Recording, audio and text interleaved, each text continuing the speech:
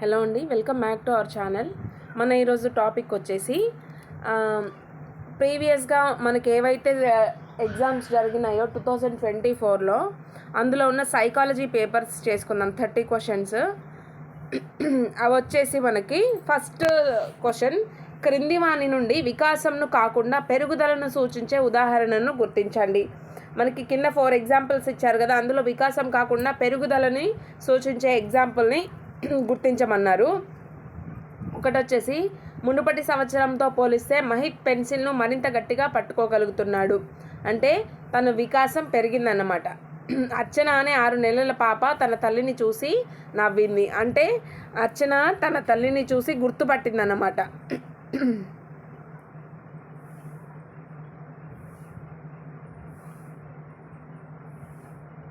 ఓకేనా, తల్లిని చూసి గుర్తుపట్టింది. మనకి ఇది కూడా వికాసమే అవుతుంది. తల్లి స్వీట్లు ఇవ్వకుంటే ఏడ్చే విరాట్కు ఇప్పుడు తనని ఆరోగ్యంగా ఉండడమే ఆమె ఉద్దేశమని అర్థమైంది.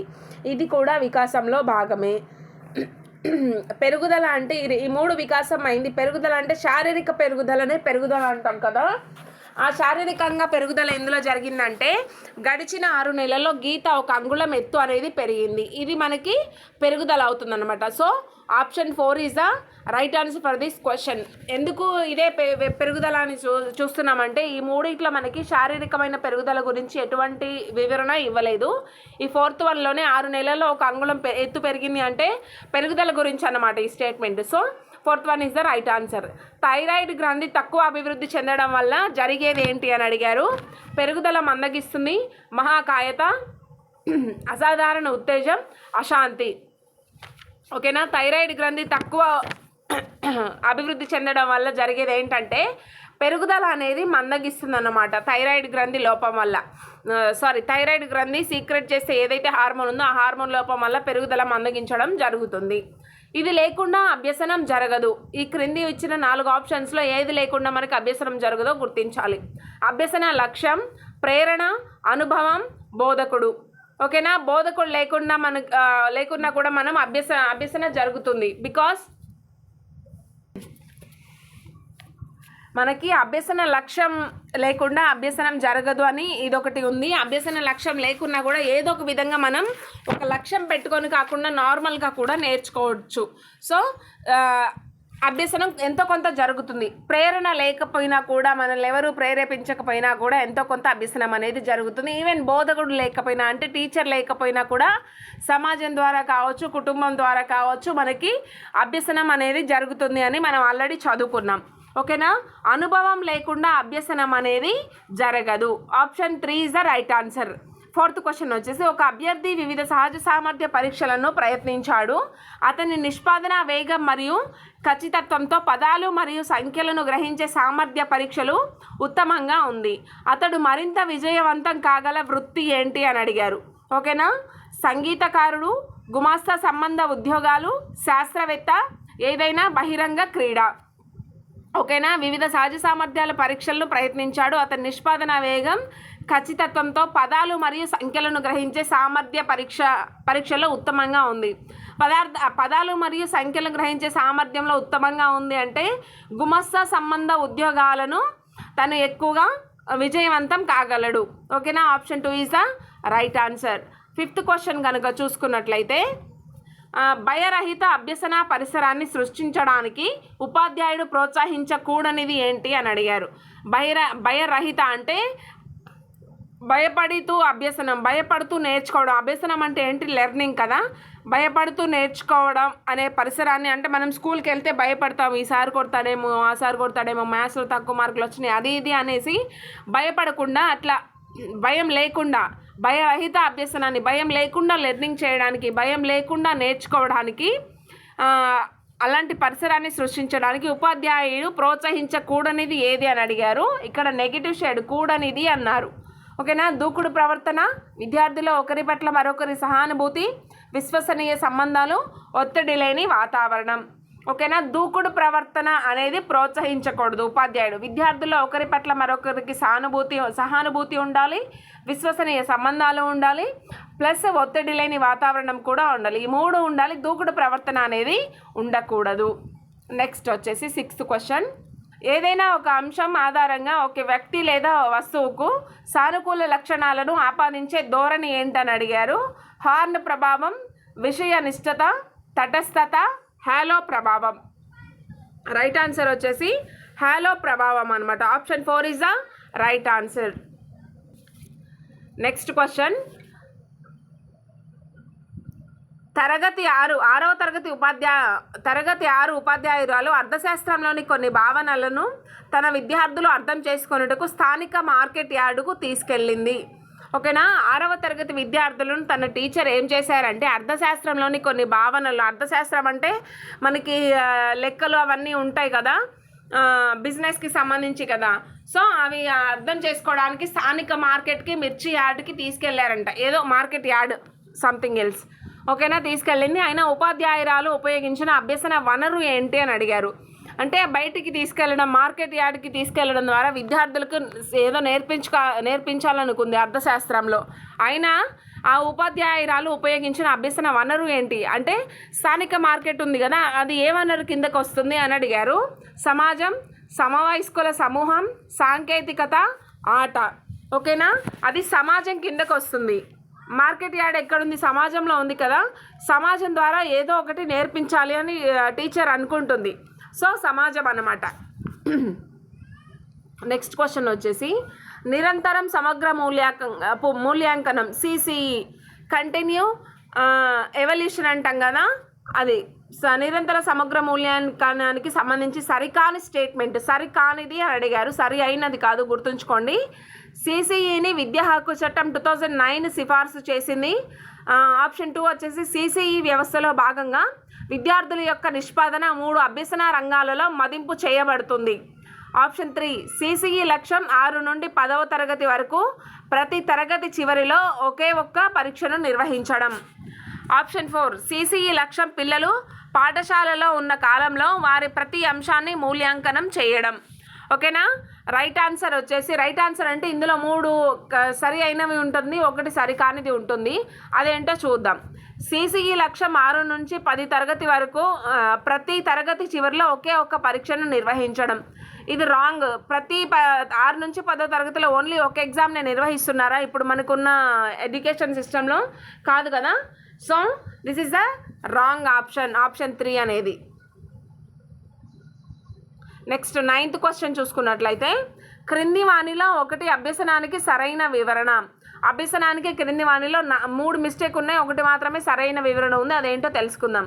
కొన్ని వ్యసనాల కారణంగా కంపల్సివ్ ప్రవర్తన, అనుభవం కారణంగా ప్రవర్తనలో సాపేక్షంగా శాశ్వత మార్పు, గర్భధారణ నుంచి కణాలలో ఉండే బ్లూ ప్రింట్ల వ్యక్తీకరణ, ఏ అనుభవంతో సంబంధం లేకుండా పుట్టుకతో వచ్చే గ్రహణ ప్రక్రియనే అభ్యసనం అని అంటున్నారు.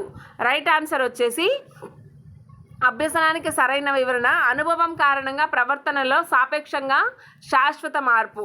అనుభవం కారణంగా ఏదైనా మన ప్రవర్తనలో సాపేక్షంగా కావచ్చు, పార్షియల్గా కావచ్చు, లేదంటే శాశ్వతంగా మార్పు రావడాన్ని అభ్యసనం అంటారని మనం ఆల్రెడీ చదువుకున్నాం కదా.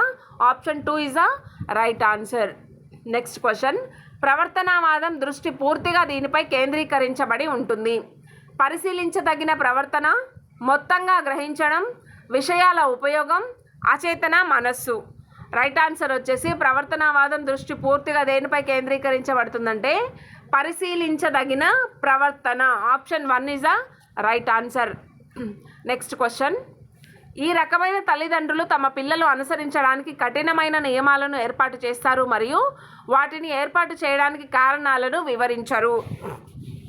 ఇది ఏ పెంపకం అని అడుగుతున్నారు. అధికారయుత పెంపకమా, అనుమతి పూర్వకనా, జోక్యరహితన, నిరంకుశన?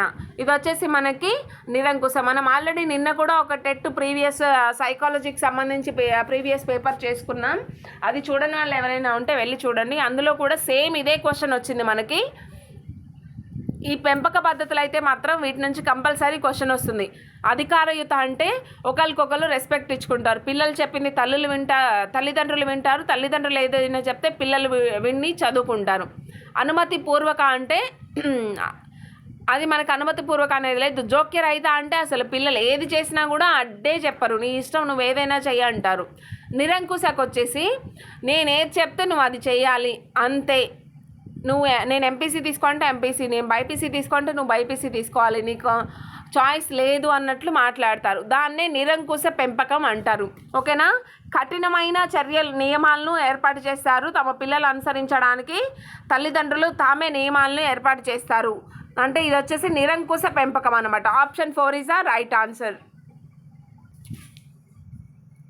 నెక్స్ట్ క్వశ్చన్ వచ్చేసి విద్య యొక్క సామాజిక రాజకీయ సందర్భ అవగాహన విద్యా విధానాలు మరియు ఆచరణలు విమర్శనాత్మక విశ్లేషణకు తోడ్పడుతుంది. క్రింది వానిలో విద్యా విధానాలు మరియు ఆచరణల విమర్శనాత్మక విశ్లేషణ లక్ష్యం కానిదేది అని అడుగుతున్నారు. అభ్యాసకులందరి సాధనను మెరుగుపరచడం, విద్యార్థులను ప్రజాస్వామ్య సమాజం కోసం సిద్ధం చేయడం, విద్యా అసమానతలను తగ్గించడం, అభ్యాసకుల మధ్య విభజనను పెంచడం.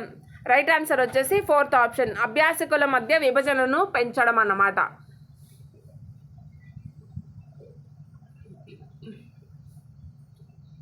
నెక్స్ట్ క్వశ్చన్ వచ్చేసి గరిష్ట సానుకూల బదలాయింపును సాధించడానికి అభ్యాసకుడు చేయవలసింది ఏంటని అడిగారు. ప్రస్తుత అభ్యసనాన్ని గత అభ్యసనానికి అనుసంధానం చేయడం, భావనలను దేనికదిగా అభ్యసించడం, బట్టి పద్ధతిని ఆచరించడం, నిష్క్రియాత్మక గ్రాహకుడిగా ఉండడం. రైట్ ఆన్సర్ వచ్చేసి గరిష్ట సానుకూల బదలాయింపును సాధించడానికి అభ్యాసకుడు చేయవలసింది ఏంటంటే ప్రస్తుత అభ్యసనాన్ని గత అభ్యసనానికి అనుసంధానం చేయడం. ప్రస్తుతం మనం ఏదైతే నేర్చుకుంటున్నామో దాన్ని అంతకు పూర్వం నేర్చుకున్న దానికి, అంటే ప్రీవియస్ మనకి ఏదైతే నాలెడ్జ్ ఉందో ఆ నాలెడ్జ్కి జత చేసి ఇప్పుడు మనం ఏదైతే నేర్చుకుంటున్నామో దానితో కలిపి నేర్చుకుంటే మాత్రం ఇంకా ఎక్కువ గుర్తుండే ఛాన్స్, లేదంటే ఇంకా ఎక్కువ ఇన్ఫర్మేషన్ గెయిన్ చేసే ఛాన్సెస్ అయితే ఉంటాయి. So option 1 is the right answer. 14th question వచ్చేసి సంపూర్ణంగా మరియు సామరస్యంగా వ్యవహరించే మూర్తిమత్వాన్ని ఇలా అంటారు. వైఖరి, మానసిక ఆరోగ్యం, ప్రజ్ఞ, స్వీయ భావన. రైట్ ఆన్సర్ వచ్చేసి మానసిక ఆరోగ్యం. సంపూర్ణంగా మరియు సామరస్యంగా వ్యవహరించే మూర్తిమత్వమే మానసిక ఆరోగ్యం. మనోవైజ్ఞానిక శాస్త్రవేత్త ఎబ్బింగ్హాస్ ఈ దృగ్విషయం గురించి చేసిన తన పనికి ప్రసిద్ధి చెందాడు. ప్రజ్ఞ, సహజ సామర్థ్యం, విస్మృతి, వైఖరి. ఓకేనా. ప్రజ్ఞ అంటే మనకి ఎంతైతే టాలెంట్ ఉందో దాన్ని, సహజ సామర్థ్యం అంటే దాని నేర్చుకునే దాంతో మెరుగుపరుచుకునేది కాకుండా మనకు ఉన్న సహజంగా వచ్చే క్వాలిటీస్ అన్నమాట. ఓకేనా. విస్మృతి వచ్చేసి మర్చిపోవడం. వైఖరి మీన్స్ యాటిట్యూడ్ అంటాం కదా, అదన్నమాట. ఎబ్బింగ్హాస్ ఏ దృగ్విషయాన్ని వివరించడం ద్వారా ప్రసిద్ధి చెందారు అని అడుగుతున్నారు. విస్మృతి గురించి చెప్పడం ద్వారా ఆయన ప్రసిద్ధి చెందారు. Next 16th question.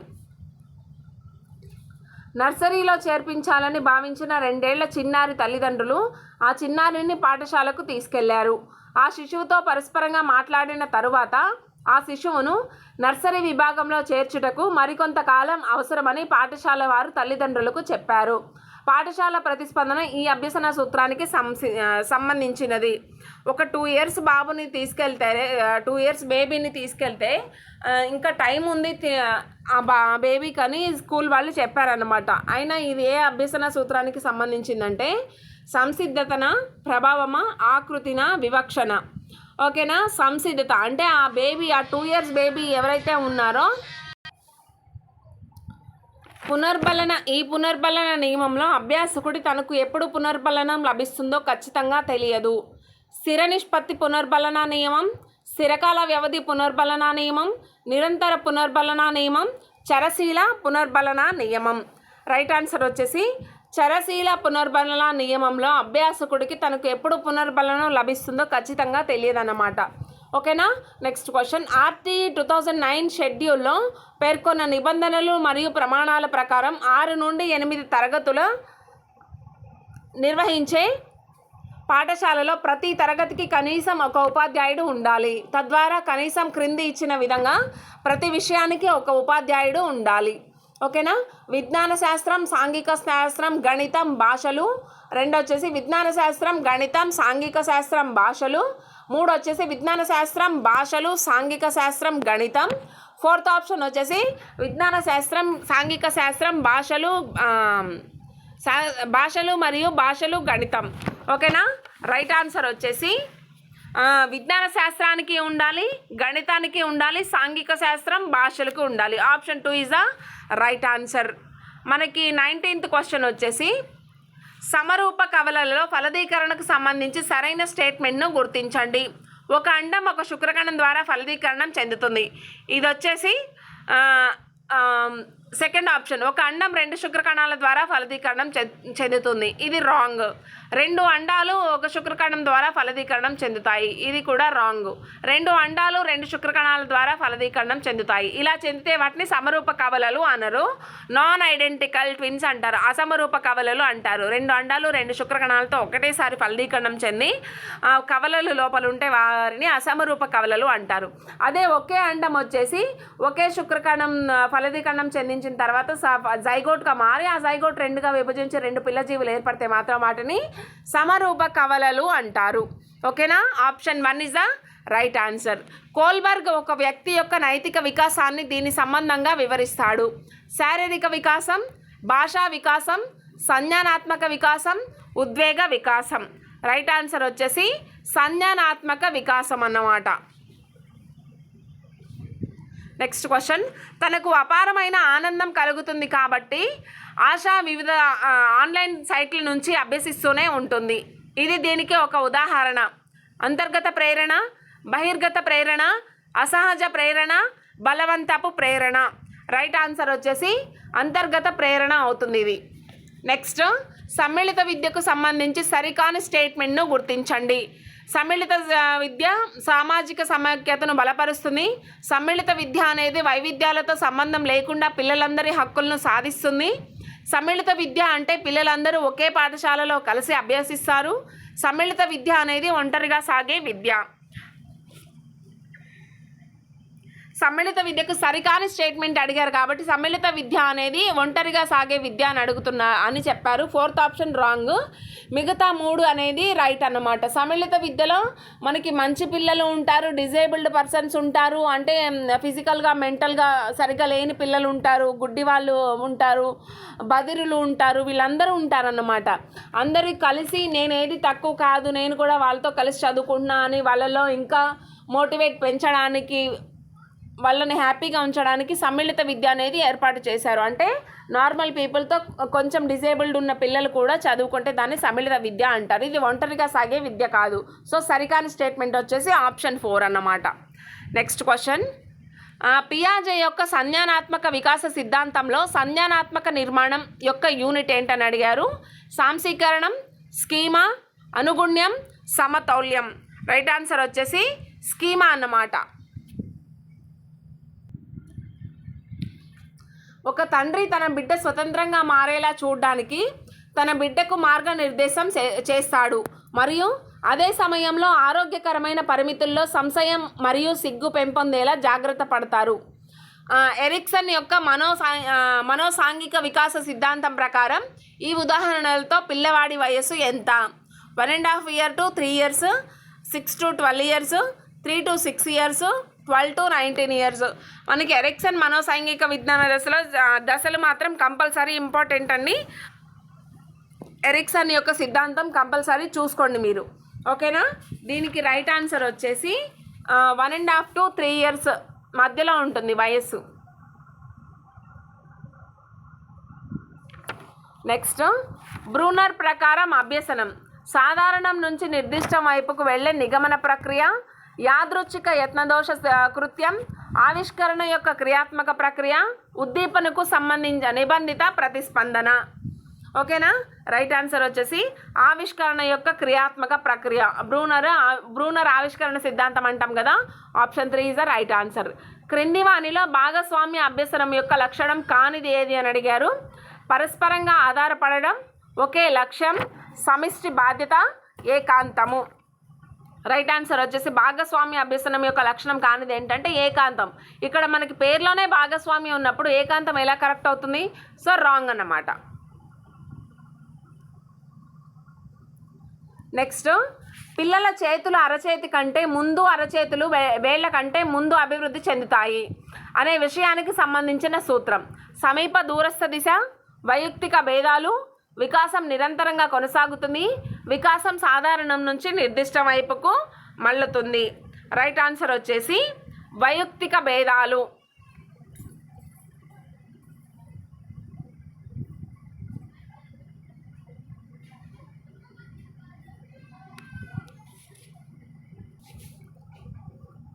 ఉపాధ్యాయుల నుండి ప్రోత్సాహకాలు. సారీ, నాకు ఇది డౌట్ ఉందండి.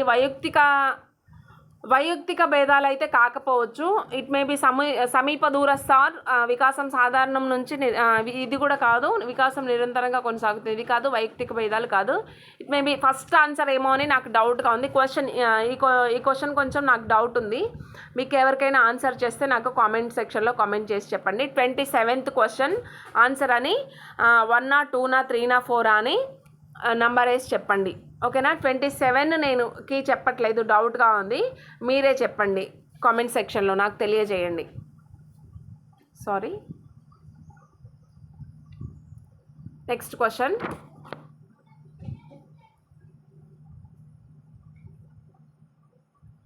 ఉపాధ్యాయుల నుండి ప్రోత్సాహకాలు పొందడం ద్వారా తరగతి 6th విద్యార్థులు నిష్పాదన 15% మెరుగుపడింది. ఇక్కడ పరతంత్ర చరం ఏదని అడిగారు. 15% ప్రేరేపకాలు, నిష్పాదన, ఉపాధ్యాయులు. స్వతంత్ర చరం అంటే నేరుగా ఎఫెక్ట్ చూపించేది. పరతంత్ర చరం అంటే దాని మార్పు ఫలితం అన్నమాట. మనం ఏదైతే చేస్తున్నామో దాని యొక్క ఫలితాన్నే పరతంత్ర చరం అంటారు. ఓకేనా? ఉపాధ్యాయుల నుండి ప్రోత్సాహకాలు పొందడం ద్వారా 6వ తరగతి విద్యార్థుల నిష్పాదన 15% పెరిగింది. ఓకేనా? ఇక్కడ ఉపాధ్యాయులను ప్రోత్సాహకం అనేది స్వతంత్ర చరం అయితే, నిష్పాదన 15% పెరగడం అనేది పరతంత్ర చరం అవుతుంది. మార్పుకి మనం ప్రయత్నం చేయడమే స్వతంత్ర చరం అయితే, ఆ మార్పుకు కలిగిన ఫలితమే పరతంత్ర చరం అవుతుంది. మార్పుకు కలిగిన ఫలితం ఏంటి? నిష్పాదన పెరగడం. ఓకేనా? ఇదన్నమాట. ఈ రెండు జరగకుండా ఏదైనా వచ్చి అడ్డుపడితే మాత్రం అది జోక్య చరం అవుతుంది. Next question. దీనికి ఆన్సర్ నిష్పాదన. ఉపాధ్యాయుడు ఈ విధంగా బోధనను నిర్వహించాలి. అభ్యాసకుడి దృష్టిలో ఉంచుకొని బోధించాలి. ప్రతి ఒక్కరికి ఒకే పద్ధతిలో బోధించాలి. ఏ సబ్జెక్టుకైనా ఒకే పద్ధతిలో బోధించాలి. ఏ పాఠమైనా తప్పనిసరిగా ఐసీటీని ఉపయోగించాలి. ఓకేనా? ఐసీటీ అన్నిటికీ అవసరం లేదు. ఏ సబ్జెక్ట్కైనా ఒకే పద్ధతిలో బోధిస్తే కుదరదు. ఇప్పుడు మనకి తెలుగు వచ్చింది, తెలుగు ఉందనుకోండి, ఒక వ్యాస రూపంగా, ఒక పద్య రూపం, గద్య రూపం ఇలా పాటలు పాడుకుంటూ చెప్తే తెలుగు వస్తుంది.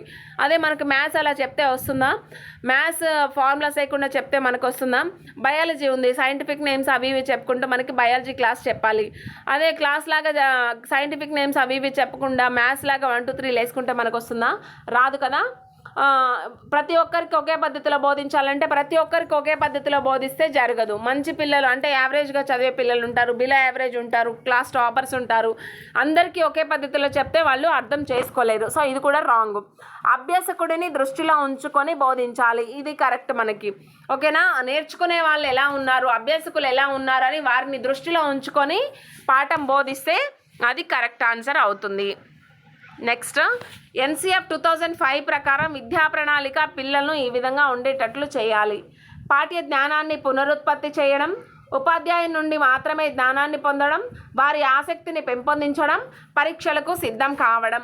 రైట్ ఆన్సర్ వచ్చేసి వారి ఆసక్తిని రూపొందించడం. ఆప్షన్ 3. ఓకేనా? ఇవ్వండి మనకి సైకాలజీలో ప్రీవియస్ పేపర్లో ఉన్న 30 బిట్స్ అయితే చెప్పుకున్నాం. ఇప్పుడు ఇంకా ఏమైనా టాపిక్స్ మీకు కావాలన్నా నాకు కింద కామెంట్ సెక్షన్లో కామెంట్ చేయండి. నెక్స్ట్ వీడియో మీరు అడిగిన టాపిక్ మీదనే చేస్తాను. Thank you.